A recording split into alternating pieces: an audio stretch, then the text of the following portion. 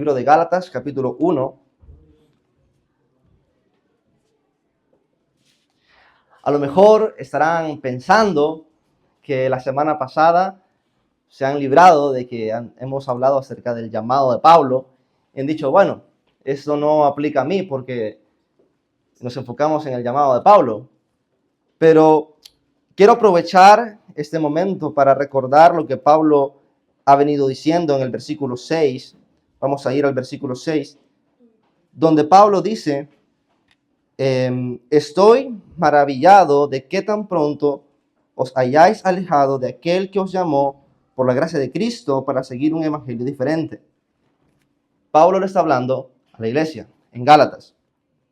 Y aunque estuvimos hablando acerca de el llamado, que es un enfoque que está ahí y no podemos obviar de cómo Dios llama a Pablo y cómo Pablo también habla de su llamado. Y estuvimos también hablando acerca de muchas personas hoy en día que quieren corromper el evangelio, ¿no? Y son llamados a esto. Sin embargo, hermanos, Pablo, hablándole a la iglesia en el versículo 6, supongamos que Pablo en la iglesia de Gálatas había dejado un pastor. Supongamos que en la iglesia de Gálatas había un pastor pastoreando ahí, o había alguien que dirigía la iglesia y que probablemente enseñaba la doctrina que Pablo dejó. Supongamos. La Biblia no lo dice, pero supongamos esto, que Pablo estaba diciéndole a la iglesia: me sorprende que tan pronto se han alejado de la doctrina, de que tan pronto se han alejado de la verdad. Y hermanos, esto pasó porque la iglesia empezó a poner un enfoque y a empezar a escuchar a quien no debía. Empezó a escuchar al judaísmo que quería introducirse de nuevo. Hermanos, ¿cuántos de nosotros algunas veces nos hemos desenfocado del camino porque no estamos prestando atención a lo que deberíamos? La iglesia debería haber estado perseverando en la doctrina que Pablo dejó, en la doctrina que se estaba enseñando en la iglesia. No que dejaron que vinieran los judaístas y empezaran a meter sus doctrinas por debajo y empezaron a escuchar esto. Pero ¿cómo aplicamos esto en nuestras vidas? Quizás estás perdido el enfoque. Quizás no le prestas atención a lo que el pastor predica los domingos. Quizás ni siquiera escuchas los podcasts. Quizás no prestas atención con las enseñanzas de los miércoles. Y quizás estás poniendo atención, quizás has dejado de escuchar la voz de Dios, quizás has dejado de leer la palabra, has dejado de orar, estás desenfocado y estás poniendo atención más en otras cosas, en los pastores que escuchas en YouTube o pastores que escuchas en las redes sociales, pastores que no saben que existimos, pastores que no les importamos. Y quizás estás más pendiente de otras doctrinas, de otras cosas que estás escuchando. Pastores motivacionales, pastores que están hablando acerca de humanismo, de cosas de que tú puedes. Y quizás te has desenfocado y ya ni siquiera los domingos prestas atención a los mensajes. O quizás pasan por encima, no tienen un impacto en tu vida. Hay que tener cuidado, hermanos, con lo que estamos escuchando. Hay que recordar que este mensaje fue escrito para la iglesia. Iglesia, hay que estar atenta. ¿A qué estamos escuchando? ¿A qué estamos prestando atención? Pero vamos a irnos al versículo 13. Y vamos a leerse: porque ya habéis oído acerca de mi conducta en otro tiempo en el judaísmo, que perseguía sobremanera a la iglesia de Dios y la asolaba. Pablo está poniendo su ejemplo de lo que hizo esta doctrina, de lo que hizo el judaísmo en él. Cuando él perseguía a los cristianos, él estaba siguiendo esta doctrina. Hermanos, cuidado con lo que tú estás escuchando. Cuidado con a quién estás escuchando. Quizás ya no estás leyendo la Biblia, como te decía. Quizás ya no estás tomando en cuenta la voz de tu pastor. Y así como Pablo se maravilló de que tan pronto tus hermanos se habían alejado, muchos de aquí también podemos quedarnos maravillados de qué tan pronto alguien se va de la iglesia, siguiendo otras doctrinas, escuchando cosas que quieren escuchar, y han dejado de poner su confianza en la verdad y de perseverar en la doctrina, en la doctrina verdadera. Hermanos, Pablo está poniendo su ejemplo de lo que no deben hacer. Pablo está poniendo su ejemplo de su vida pasada, de lo que él hizo antes, no con orgullo. Pablo está diciendo en el versículo 13, porque ya habéis oído acerca de mi conducta en otro tiempo en el judaísmo, que perseguían sobremanera la iglesia de Dios y la asolaba. Versículo 14, y el judaísmo aventajaba a muchos de mis contemporáneos en mi nación, siendo mucho más celosos de las tradiciones de mis padres. ¿Tú crees que lo que está diciendo Pablo aquí lo está diciendo con orgullo? Él se siente orgulloso de haber vivido esa vida persiguiendo cristianos. Él lo está poniendo como ejemplo de cómo esa doctrina que él seguía lo llevó a cometer todos esos actos. Hermanos, cuidado con lo que estás escuchando, lo vuelvo y lo repito. Un pastor que está siguiendo, que predica o usa la palabra de Dios mal para enseñarte lo que él quiere, lo que tú quieres oír, puede llevarte a la destrucción de tu alma, a la destrucción de tu vida espiritual.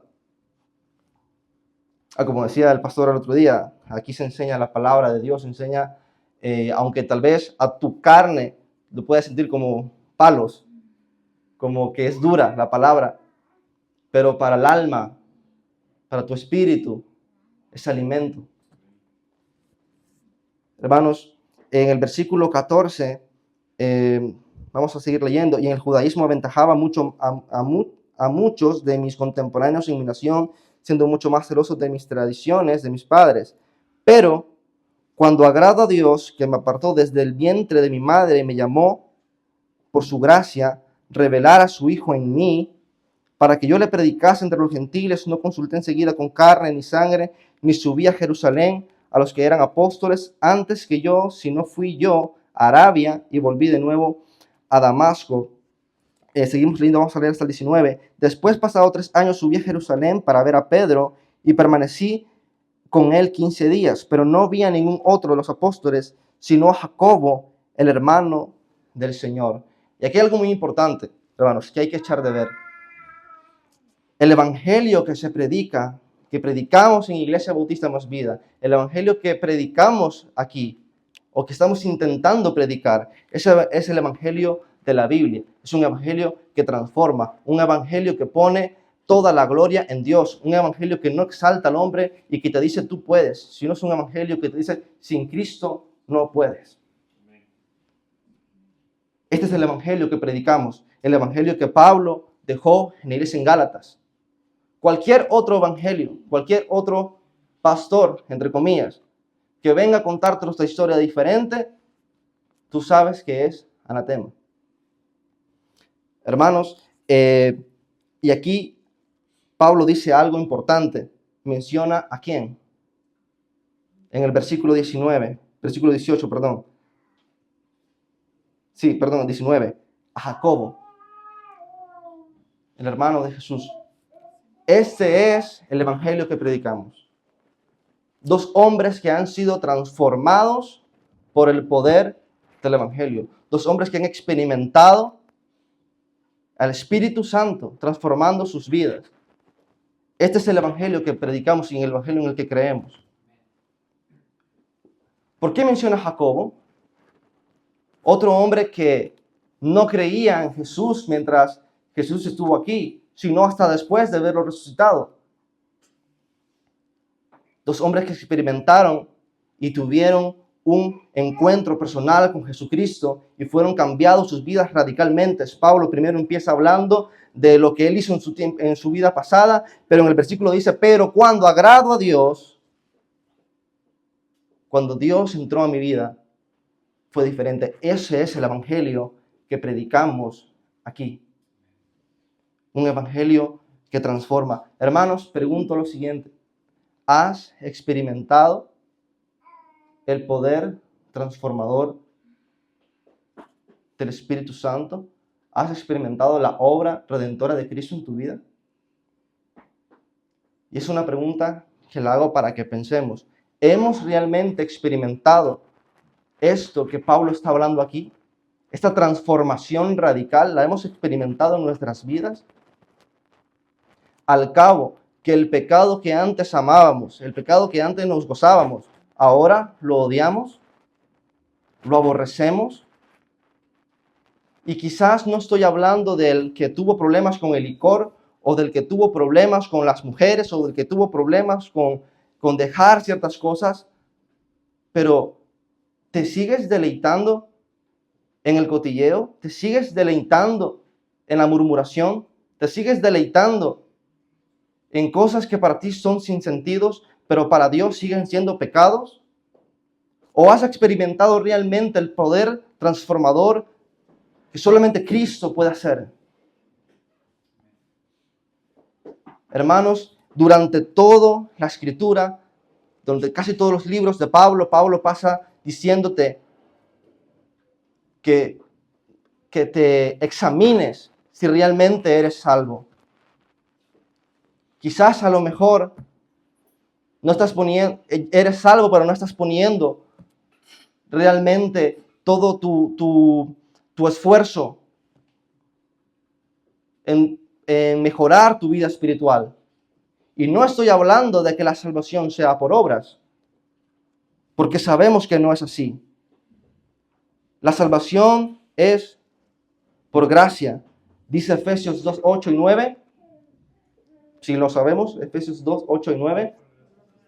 Porque por gracia soy salvo, por medio de la fe, no por obras, para que nadie sea glorificado. Sin embargo, cuando Pablo recibe a Cristo, cuando Pablo tiene un encuentro personal con Cristo, empiezan buenas obras. ¿Qué es lo que dice de luego Efesios versículo 10? Capítulo 8, perdón, Efesios 2, 10. Para buenas obras. Fuimos hechos para buenas obras que Él preparó de antemano. ¿Pero qué son buenas obras? ¿Qué son buenas obras, hermanos? Pregunto abiertamente. ¿Qué son buenas obras?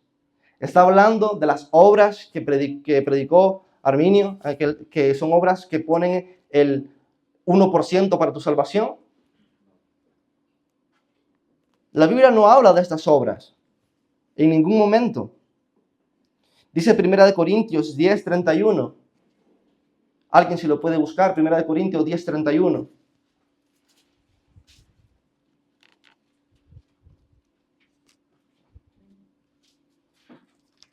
¿Alguien lo tiene? Si pues coméis o bebéis o hacéis otra cosa, hacedlo todo para la gloria de Dios. Hacerlo todo para la gloria de Dios. Hermanos, aquí no está hablando de humanismo, aquí no está hablando de caridad, aquí no está hablando de cualquier obra que puedan hacer. Hermanos, un ateo puede hacer una buena obra. Un ateo puede mostrar caridad. Alguien que no cree en Dios, que no tiene a Jesucristo, puede mostrar una obra buena, entre comillas. Pongamos el ejemplo de un ateo que vende todo para darle a una familia pobre. Y lo vende todo y le da todo el dinero a la familia pobre y la acoge. ¿El ateo hizo una buena obra? Sí, hizo una caridad. ¿Esa obra vale para salvarse? No. ¿Por qué? Porque su obra en ningún momento tuvo la intención de glorificar a Dios. Alguien que no tiene a Cristo no está pensando en hacer una obra para glorificar a Dios. Por eso cuando el pastor predicaba en el campamento acerca de las obras que van a ser probadas por fuego, en aquel momento solamente van a quedar aquellas que fueron para glorificar a Dios. De nada me sirve a mí estar predicando ahora mismo si no es para glorificar a Dios. De nada me sirve ahora mismo a mí cantar o estar en varios ministerios si no es para glorificar a Dios. Pero si yo puedo limpiar los baños pensando que con esto voy a glorificar a mi Padre, entonces es una buena obra. Pero estas vienen después de que adquirí mi salvación. ¿Por qué? Porque es el pensar de Cristo. ¿Por qué? Porque Cristo tenía el pensar de querer glorificar al Padre, porque Cristo tenía el pensar de querer agradar al Padre. Si tu deseo es hacer una buena obra para ganar mi salvación, es una obra que no vale ante Dios. Solo son aquellas que son para glorificar a Dios, que vienen después de recibir a Cristo, después de que Cristo haya transformado mi vida. Hermanos, como les decía, Pablo no es una persona que estuviera orgulloso de su vida pasada. Y vamos a ir a 1 Timoteo 1:13.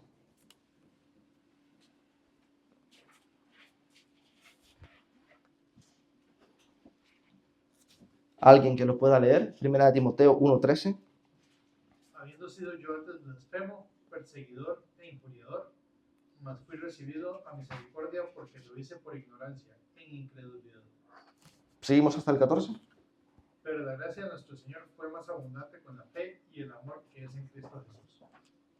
Pablo está hablando de cómo él aborrece lo que él fue, de cómo él aborrece en lo que él había hecho, y que solamente ha sido por la gracia de Cristo que ahora él puede predicar.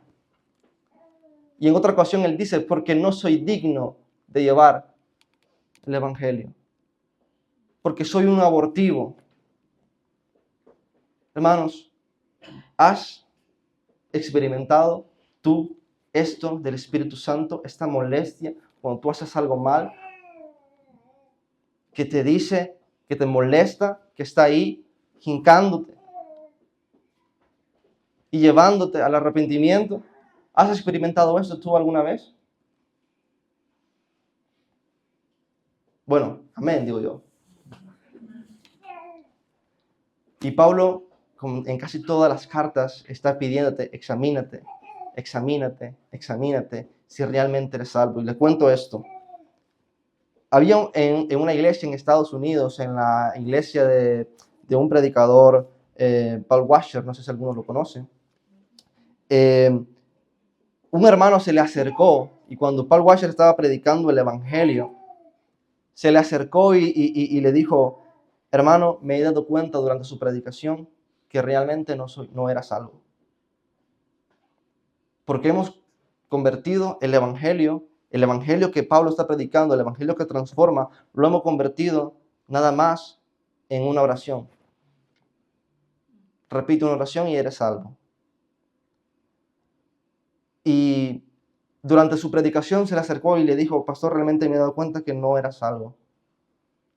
Ahora me he dado cuenta que soy pecador. Me arrepiento y aborrezco el pecado que yo antes cometía. Es porque ese corazón ha experimentado el cambio radical que solamente el Espíritu Santo puede hacer.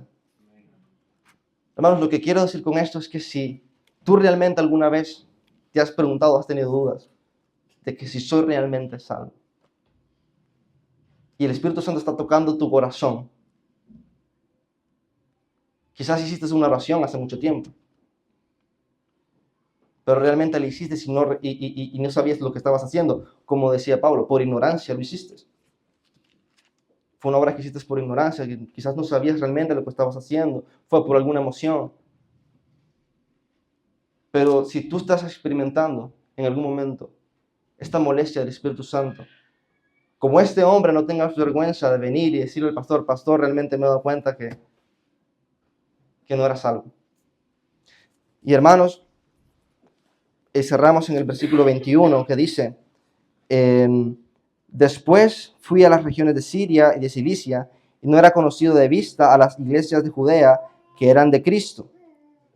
Solamente oían decir, aquel que en otro tiempo nos perseguía, ahora predica la fe que en otro tiempo asolaba, y glorificaban a Dios en mí. Esas son buenas obras. Cantar en medio de la prueba, como lo hacía Pablo, para glorificar a Dios, que otros glorifiquen el nombre de Dios por tu vida. Hermanos, pregunto, ¿estamos teniendo una vida que glorifica a Dios? ¿Realmente llevamos a hoy 26 es hoy, ¿no? A hoy 26 de febrero, ¿llevamos una vida que glorifica realmente a Dios? Y lo dejo ahí. ¿Llevamos realmente vidas que glorifican a Dios? Con nuestra forma de hablar, con nuestra forma de pensar, con nuestra forma de expresarnos. Y como dice Pablo aquí, al final, ¿glorifican otros a Dios a través de nuestro testimonio? ¿Pueden dar fe otros que somos realmente cristianos o creyentes? ¿Cómo hablamos en frente de las otras personas? ¿Cómo nos comportamos? ¿O queremos siempre estar encajando en los grupos? Hermanos, que otras personas puedan ver que tú tienes a Cristo en tu corazón. La manera en cómo hablas, la manera en cómo te comportas. Y no porque quieras aparentar como lo hacía Pablo antes, sino porque quieres agradar a Dios, sino porque quieres llevar una vida que glorifica realmente al Señor. Amén. Vamos a orar. Padre que estás en el cielo, te damos gracias, Señor, por tu amor, por tu misericordia, Señor. Gracias por el privilegio que tenemos el día de hoy de poder estar reunidos, Señor, y gozar, Señor, de la salvación que hoy tenemos por tu Hijo Jesucristo, Señor. Gracias te damos, Padre. Mi Dios, ayúdanos a llevar vidas que te glorifiquen, Señor.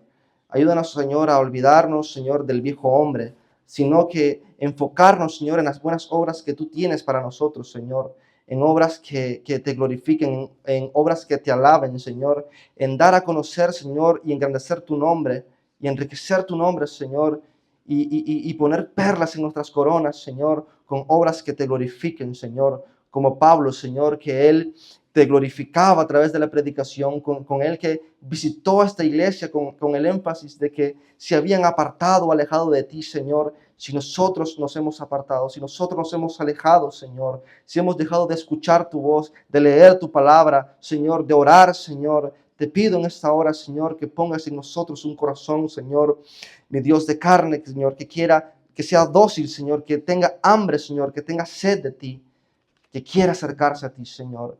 Quédate con nosotros el resto de la noche, Señor, y ponemos desde ya las peticiones que vamos a poner delante de ti. En el nombre de Jesús. Amén.